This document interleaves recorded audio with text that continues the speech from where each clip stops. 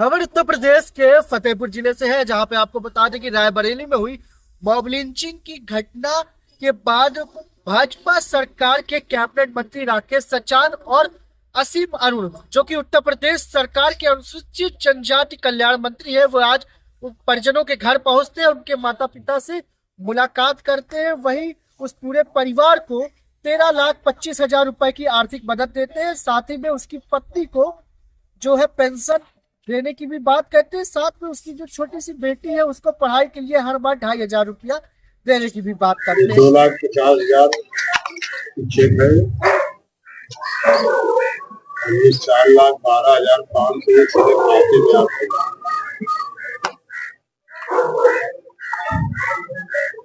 बाकी पूरी योगी सरकार आपके साथ है।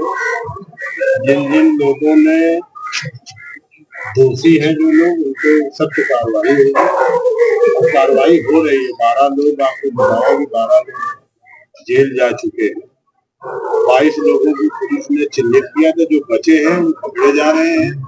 और जो अभी भी हम लोग रायबरेली में बोल के आए हैं, तो उन्होंने कहा नहीं, सीसी फुटेज में और जो लोग वो भी पूरी तरह से पुलिस उनको चिन्हित कर चुकी है। तो सख्त कार्रवाई करेगी जिससे दोषी नहीं।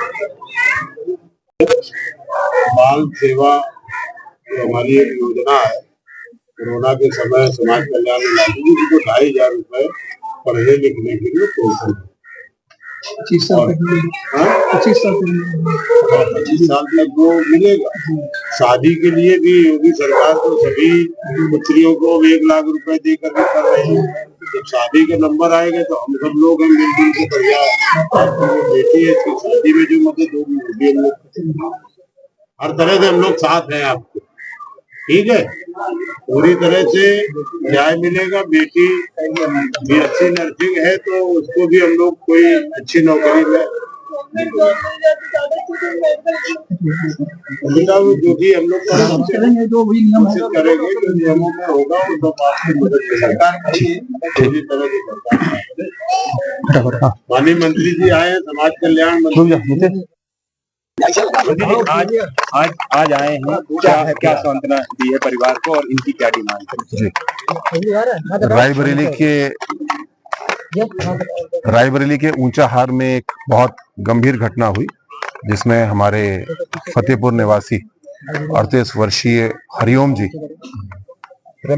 किसी कार्य से वहां गए थे और उनको चोर बता के या चोर समझ करके पीट के मार डाला गया।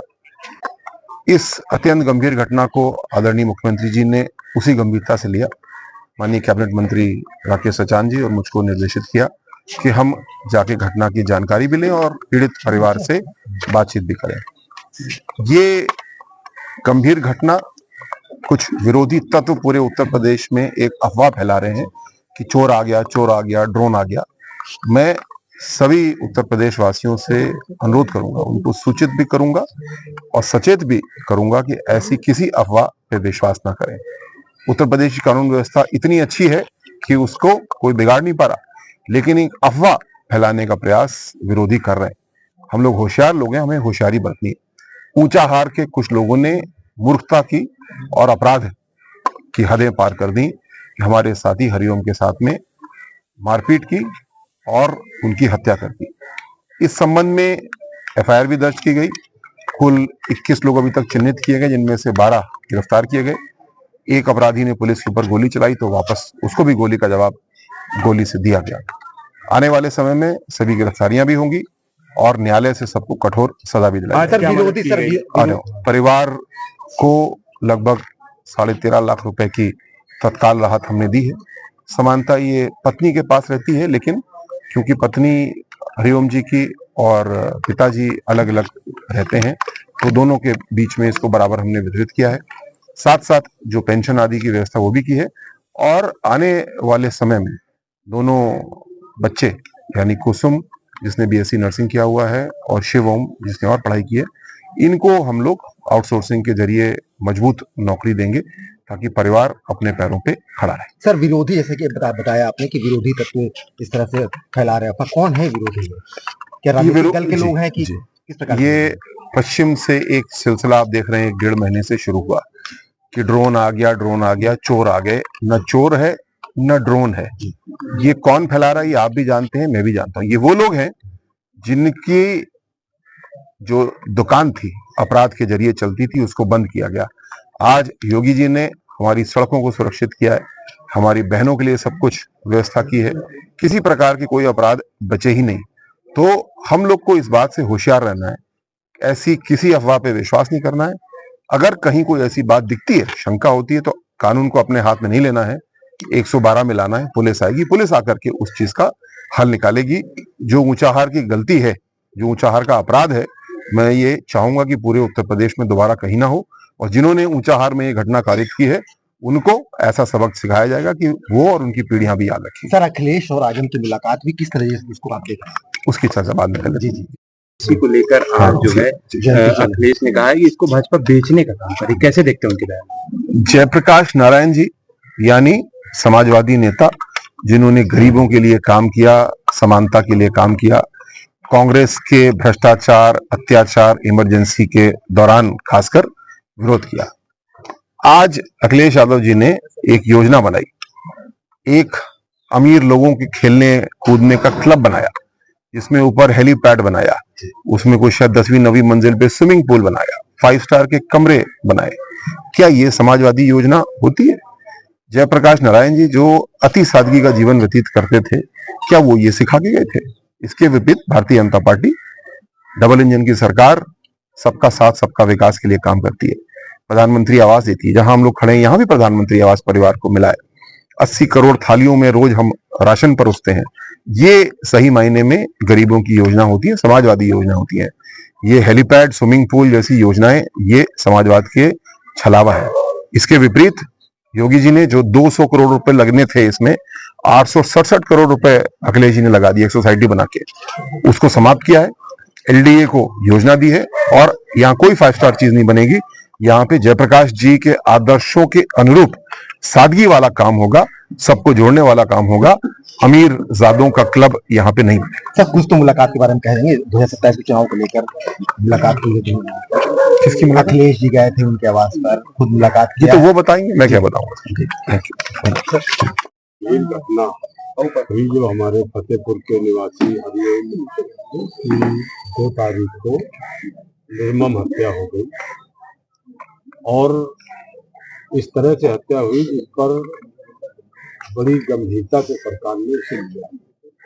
हम लोग अभी रायबरेली गए थे, हरिओम की पत्नी से भी मिल करके आए, और जैसा मंत्री जी ने बताया कि पूरी तरह से प्रशासन और सरकार सख्त है। जिस तरह से अफवाह के चलते एक निर्दोष व्यक्ति को लोगों ने पीट पीट करके मार दिया, वो कहता रहा, बताता रहा, नाम भी बताता रहा, लेकिन लोगों ने नहीं सुना। पुलिस को जब सूचना मिली तो वो मृत पाया गया। 3 तारीख को मैं रायबरेली स्वयं गया था। मैंने अधिकारियों को बुला के समीक्षा की और सख्त निर्देश दिए, क्योंकि प्रभारी मंत्री होने के नाते मैंने प्रशासन से कहा कि उनमें कठोर कार्रवाई हो। 21 लोगों को उन्होंने चिन्हित किया, अब तक 12 लोगों की गिरफ्तारी हो चुकी है। पूरी तरह से सीसीटीवी फुटेज को देख करके और जो लोग दोषी हैं उनको कहीं बख्शने का काम सरकार नहीं करेगी, पूरी सख्ती से काम करेगी। और आज योगी जी ने, हम दोनों, हमारे जो वसीम अरुण समाज कल्याण मंत्री हैं और हम लोग पहले रायबरेली गए, इसके बाद फतेहपुर आए, और जो सरकार की तरफ से सहायता राशि थी 13.25 लाख की आधा आधा बांट करके हम लोगों ने दोनों परिवारों को दिया है। और जो भी डिमांड उन्होंने की है, उनकी बेटी कुसुम ने अपनी बात रखी है कि हम GST नथिंग किए हुए हैं, और उनके छोटे वाले बेटे हैं, तो उनकी जो भी मदद सरकार और कर सकती है वो सरकार करेगी, पूरा न्याय देगी और कोई भी दोषी बचेगा नहीं। NSA तक की तैयारी पुलिस ने कर ली है। और ये यही नहीं, ये फतेहपुर आसपास के सभी जिलों में एक शाम के, जैसे पहले मुनतवा आया, इस तरह जब ड्रोन आया, चोर आए, उसी के बहम में हमारे हरिओम की जान चली गई, जो बहुत दुखद है। और नौजवान हमारे बीच से चला गया। हम सारे लोग दुखी हैं। हम तो यहाँ इस क्षेत्र से चुनाव भी लड़े, यहाँ रहे हैं। इस मोहल्ले के तमाम सभी लोगों का सहयोग समर्थन मिला है। हम ये कह सकते हैं कि आज योगी जी की जो कानून व्यवस्था है उसको चुनौती देने के लिए अगर कोई आगे आएगा तो उसको बख्शा नहीं जाएगा। कानून व्यवस्था से दुरुस्त है और ये रहेगा। पीड़ित परिवार का आरोप ये था कि पुलिस की मौजूदगी वहाँ पुलिस मौजूद थी और उस युवक को पिटा क्या इस पे क्या कहें? देखिए, हमने इसकी भी जांच की है। पहले वहाँ पीआरडी के लोग कुछ गए थे तो हरिओम वहाँ पर बैठे थे, उनसे बात भी हुई और बातचीत होकर के स्टेशन के पास गदागंज के पास ही रेलवे लाइन के किनारे की ये घटना। उन लोगों ने भी ये देखा कि भाई अब ये गुमसुम बैठे हैं, कुछ बात नहीं, तो पुलिस ने बातचीत करके छोड़ दिया कि कहीं नशे में या जो भी ऐसा भी बताया कि कुछ मंद बुद्धि में कहीं कहीं उनको ज्यादा परेशानी हो जाती थी तो पुलिस वहां से चली गई। ये पहली घटना। दूसरी घटना रात 11 बजे से घटती है, जब ये गदागंज के गांव में एक जहाँ पशु बनते हैं वहां पर ये बैठ जाते हैं गुमसुम। वहां शोर नौजवान करते हैं कि देखो एक चोर बैठा है, चोर बैठा है। और धीरे धीरे वहां एक पुरवा है 40-50 घरों का जहाँ की ये घटना है, तो वहां के लोग फिर इकट्ठा होते, फिर वो पीटना शुरू कर देते। उस दौरान किसी ने अगर 112 में डायल कर दिया होता या पुलिस को सूचना दे दी होती, पुलिस वहां पहुंच जाती तो शायद हरिओम की मृत्यु नहीं होती। लेकिन इतना बेदर्दी से लोगों ने उसकी पिटाई की और एक आध लोगों ने, वो जो वीडियो देखा गया, एक आध लोगों ने आपत्ति दर्ज की है कि वो मर जाएगा ज्यादा मारोगे, तो उसके ऊपर भी कुछ लोगों ने वार किया। एकदम मन में या जो भी उन लोगों के रहा हो, उन लोगों ने इतना पिटाई कर दी कि जब पुलिस को सूचना मिली तब वो मृत पाया। अगर सही समय पे सूचना मिल जाती या कोई और गांव का